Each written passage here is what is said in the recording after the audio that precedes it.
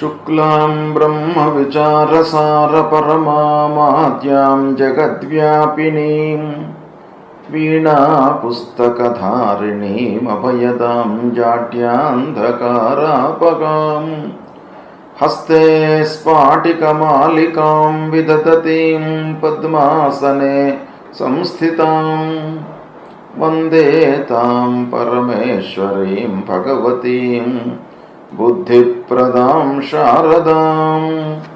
श्री महागणाधिपतये नमः। श्री महासरस्वत्यै नमः। श्री गुरुभ्यो नमः।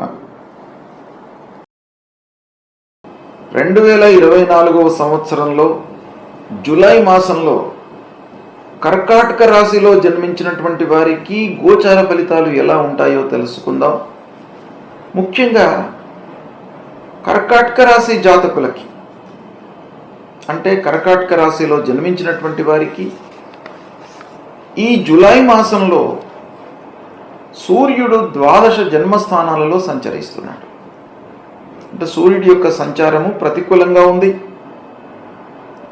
అంగారకుడు 12వ తారీఖు వరకు దశమ స్థానంలో సంచరిస్తున్నాడు.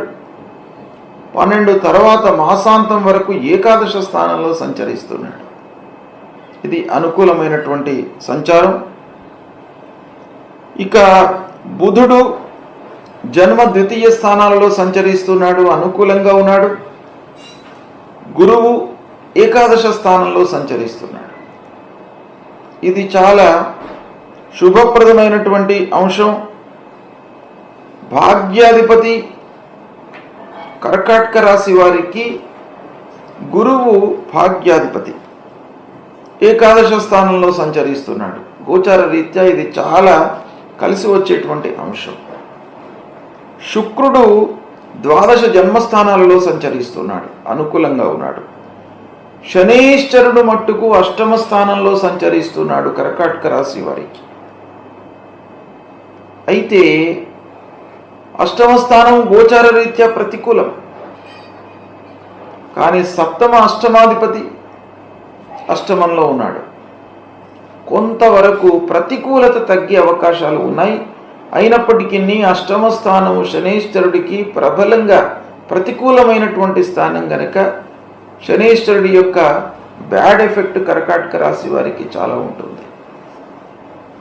ఇక రాహువు 9వ స్థానంలో సంచరిస్తున్నాడు, భాగ్యస్థానంలో సంచరిస్తున్నాడు, ప్రతికూలంగా ఉన్నాడు. కేతువు తృతీయ స్థానంలో అనుకూలంగా ఉన్నాడు. ఈ విధంగా గ్రహస్థితి ఉంది.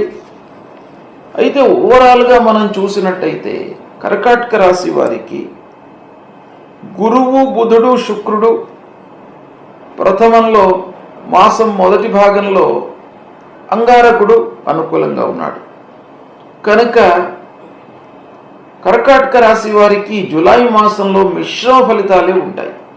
ఎందుకంటే శనీశ్వరుడు ప్రతికూలంగా ఉన్నాడు అష్టమ స్థానంలో, రాహు ప్రతికూలంగా ఉన్నాడు, 2 పెద్ద గ్రహాలు ప్రతికూలంగా ఉన్నాయి. కాబట్టి దానికి తోడు సూర్యుడు కూడాను ప్రతికూలంగా ఉన్నాడు ఈ మాసంలో. కనుక మిశ్రమ ఫలితాలు ఎక్కువగా ఉన్నాయి. గురువు మట్టుకు డామినేట్ చేస్తాడు, భాగ్యాధిపతి గనక. కొన్ని విషయాలలో మంచి ఫలితాలు, కొన్ని విషయాలలో ప్రతికూలమైనటువంటి రిజల్ట్స్ ఉండేటువంటి అవకాశాలు బాగా ఉన్నాయి. ఇక వ్యాపారస్తుల విషయం మనం ముందుగా ఆలోచించినట్టయితే వ్యాపారం నిరాటంకంగానే కొనసాగుతుంది. గురువు, బుధులు ఇద్దరు కూడాను అనుకూలంగా ఉన్నారు కనుక వ్యాపారంలో ప్రాబ్లమ్స్ ఏమీ ఉండకపోవచ్చు, ఉండవు కూడాను. గురువు చాలా అనుకూలంగా ఉన్నాడు, బుధుడు తోడైనాడు కనుక వ్యాపారము చేసేటువంటి వారికి వ్యాపారము నిరాటంకంగా కొనసాగుతుంది. క్రయ విక్రయాలు మామూలుగా ఉంటాయి, లాభదాయకంగానే ఉంటాయి. అంతేకాకుండా పెట్టుబడులపై కూడాను కొంతవరకు మనస్సు నిలుపుతారు. అయితే పనులు జరగడంలో ఆర్థికపరమైనటువంటి విషయాలకు కొంత ఆటంకాలు ఉన్నాయి. అయినప్పటికీ పెట్టుబడులపై మనస్సు నిలుపుతారు. అయితే ఆర్థిక లావాదేవీలు, వ్యాపార విషయంలో ఎవరితోనైనా కూడాను మీరు ఒప్పందాలు చేసుకునేటువంటి సమయంలో జాగ్రత్తలు వహించాలి. చాలా జాగ్రత్తతో ఒప్పందాలు చేసుకోండి. ఇక శుభకార్య ప్రయత్నాలు మట్టుకు 100% మీకు కలిసి వస్తాయి. పిల్లల విషయంలో శుభకార్యాలు చేస్తారు. వివాహాది శుభకార్యాలకు చాలా అనుకూలమైనటువంటి సమయం. ఈ మాసంలో ముహూర్తాలు లేకపోయినప్పటికీ శుభకార్యాల విషయంలో మీరు మంచి నిర్ణయాలు తీసుకునే అవకాశాలు ఉన్నాయి. సంబంధాలు కుదిరేటువంటి అవకాశాలు ప్రబలంగా కనబడుతున్నాయి. ఇక విద్యార్థులకు ఉన్నత విద్యకై సుసమయం. ఉన్నత విద్యకై విదేశాలకు వెళ్ళడము లేదా స్థానికంగా మంచి సంస్థలలో మీరు చేరేటువంటి అవకాశం కూడాను బాగా కనబడుతుంది. కాబట్టి విద్యార్థులకు, చదువుకునేటువంటి వారికి చాలా అనుకూలమైనటువంటి మాసం. దీన్ని మీరు సద్వినియోగపరచుకోండి. 100% మంచి రిజల్ట్స్ మీకు వస్తాయి. ఇక ఉద్యోగస్తులకు, చదువు పూర్తి చేసుకొని ఉద్యోగం వేటలో ఉన్నటువంటి వారికి, ఉద్యోగ ప్రయత్నాలు కొనసాగిస్తున్నటువంటి వారికి కూడాను ఈ మాసం బాగా కలిసి వస్తుంది. ఉద్యోగ ప్రయత్నాలు 100% ఫలిస్తాయి. పర్మనెంట్ ఉద్యోగంలో మీరు చేరేటువంటి అవకాశాలు ఉన్నాయి. కాబట్టి ఉద్యోగస్తులు కొంత తాత్కాలికంగా, అంటే ఉద్యోగంలో చేరిన తర్వాత తాత్కాలికంగా మీకు కొంత ఇబ్బందులు తప్పవు. అక్కడ ఉన్నటువంటి వాతావరణము, కోవర్కర్స్, హైయప్స్తో మీరు అండర్స్టాండింగ్కి రావడానికి కొంత సమయం పడుతుంది. అయినప్పటికీ శాశ్వతము పర్మనెంట్ ఉద్యోగం మీకు దొరికేటువంటి అవకాశం బాగా కనబడుతుంది. అది ఒక సంతోషకరమైనటువంటి విషయం. ఇకపోతే అన్నదమ్ముల మధ్యన కొంత సఖ్యత పెరుగుతుంది. మొదటి వారంలో సఖ్యత పెరుగుతుంది. కొన్ని పనులు కూడాను మీకు అయ్యేటువంటి అవకాశాలు ఉన్నాయి. కానీ మాసాంతంలో మీరు జాగ్రత్త పడాలి. మాసాంతంలో మళ్ళీ వైషమ్యాలు ముందుకు వచ్చే అవకాశాలు ఉన్నాయి. కాబట్టి అన్నదమ్ములతో ప్రథమ భాగంలో ఈ మాసం మొదట్లో మీకు బాగా కలిసి వస్తుంది. కాబట్టి చివరిలో మీరు స్తబ్దంగా ఉండండి. అనవసరమైనటువంటి విషయాలకి ప్రాధాన్యత ఇవ్వకుండా, గొడవలలోకి వెళ్లకుండా సామరస్యంగా మీరు సమస్యలను పరిష్కరించుకున్నట్టయితే మీకు సంతృప్తిగా ఉంటారు. సమస్యలను తొందరగా అధిగమిస్తారు. ఇక వాహనాలతో కొంత జాగ్రత్తగా ఉండండి. మాసాంతంలో ఇబ్బందులు కనబడుతున్నాయి. రిపేర్లు వస్తాయి. రిపేర్ల మూలకంగా మీకు డబ్బు వృధా అవుతుంది. సరే, రిపేర్లు వచ్చి డబ్బు వృధా అయినప్పటికీ మీకు ఇబ్బంది కాకుండా ఉండడం అనేటువంటిది చాలా ముఖ్యమైనది. కాబట్టి మీరు జాగ్రత్తగా ఉండండి వాహనాలతో. ఇక పూర్వం ఉన్నటువంటి ఆస్తి తగాదాలు, భూమి, వాహనాలు, ఇళ్ళు, వీటికి సంబంధించినటువంటి ఆస్తి తగాదాలు పరిష్కరింపబడతాయి. తర్వాత ఆస్తుల మూలకంగా మీకు డబ్బు రావడం అనేటువంటిది కూడాను ప్రారంభమవుతుంది. కొంత ఆలస్యం జరగవచ్చు ఒక పక్కన. అయినప్పటికీ ఈ మాసంలో ఆస్తుల విషయంలో మీకు ఆదాయము రావడం ప్రారంభమవుతుంది. ఇంటి వాతావరణం మీకు అనుకూలంగా ఉంటుంది. భార్యతో, పిల్లలతో, కుటుంబ పెద్దలతో, అందరితో కూడాను మీరు స్నేహపూర్వకంగా ఉంటారు, అనుకూలంగా ఉంటారు. ఇంటి వాతావరణము ఒక రకంగా మీకు ఆత్మవిశ్వాసాన్ని కలిగిస్తుంది. కాబట్టి ఇది చాలా అనుకూలమైనటువంటి సమయం. ఇక సమయానుకూలంగా మీరు సాహసోపేతమైనటువంటి నిర్ణయాలు తీసుకుంటారు. అనుకూల నిర్ణయాలు తీసుకోవడం మూలకంగా మనకు సక్సెస్ రేట్ అనేటువంటిది పెరుగుతుంది. అది మీకు ఈ మాసంలో కనబడుతుంది. కాబట్టి మీరు ఆ సమయంలో మనం ఏ నిర్ణయం తీసుకోవాలి, ఏది తీసుకుంటే మనకి లాభం చేకూరుతుంది అనేటువంటి విషయాన్ని మీరు పసిగట్టి తదనుగుణంగా నిర్ణయాలు తీసుకుంటారు. కాబట్టి కార్య సాఫల్యత మీకు ఎక్కువగా ఈ మాసంలో కనబడుతుంది. తీర్థయాత్రలు చేస్తారు, దైవ దర్శనాలకు ప్రాధాన్యత ఇస్తారు, గురువులను సందర్శించుకుంటారు. దైవభక్తితో ఉండడానికి ఈ మాసం మీకు అనుకూలంగా ఉంటారు కూడా. నదీ స్నానాలు ఆచరిస్తారు.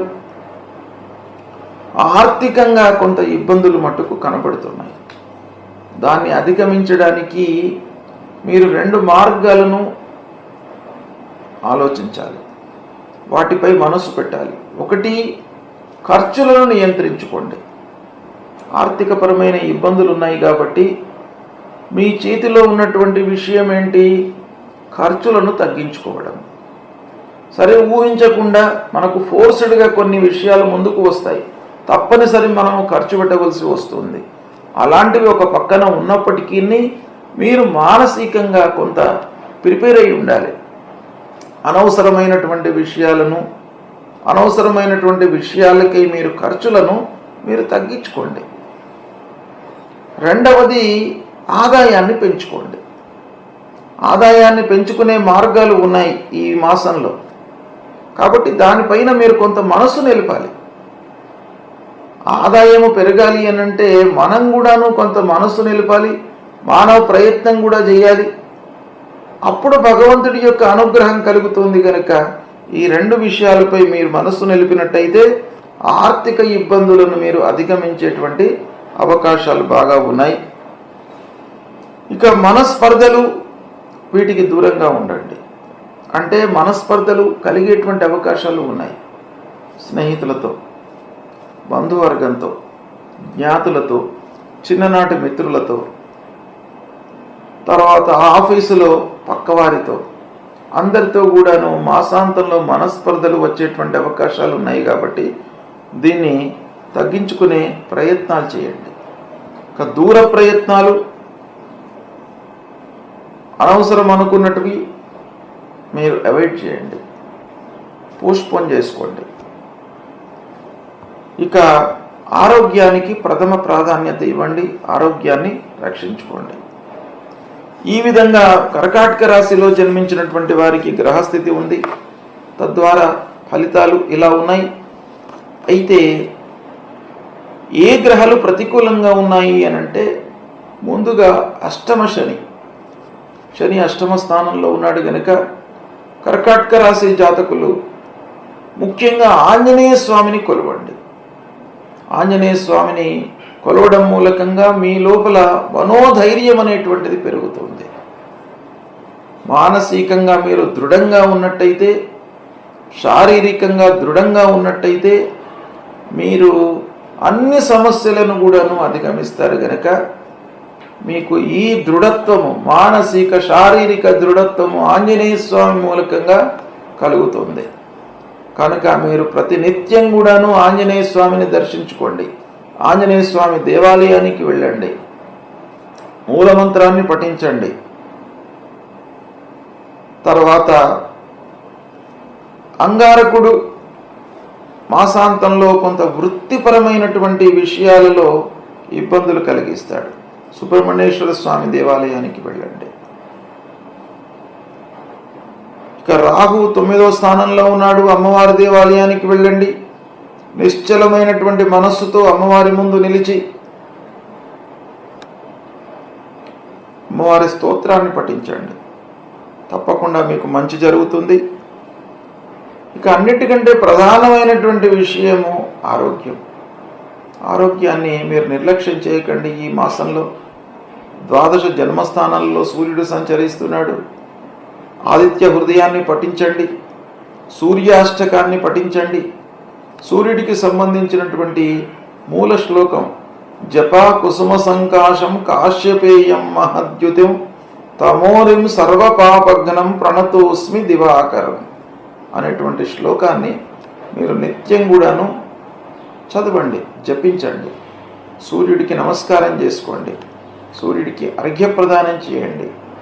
సూర్యుడికి ఒక మారు, భూమికి ఒక మారు, ఇలా 12 సార్లు మీరు నమస్కారం చేసుకున్నట్టయితే సూర్యుడు మిమ్మల్ని అనుగ్రహిస్తాడు. నమస్కార ప్రియో భాను. కేవలం నమస్కారం చేయడం మూలకంగానే మీకు ఆరోగ్యాన్ని ప్రసాదిస్తాడు. మీరు 12 వారం సూర్యుడికి నమస్కారం చేయడము ఒక 45 రోజులు చేయండి, మీ లోపల శారీరకమైనటువంటి మార్పులు కనపడతాయి. కనుక సూర్య భగవానుడికి నమస్కారం చేసుకోండి, తప్పకుండా మీకు మంచి జరుగుతుంది. ఈ చెప్పినటువంటి పరిహారాలను మీరు పాటించండి, చేయండి. కనుక గురువు, బుధుడు, శుక్రుడు, కేతువు, మిగతా గ్రహాలు మీకు బాగా ఉన్నాయి కర్కాటక రాశి వారికి.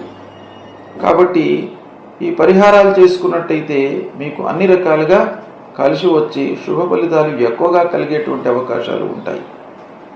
శుభం.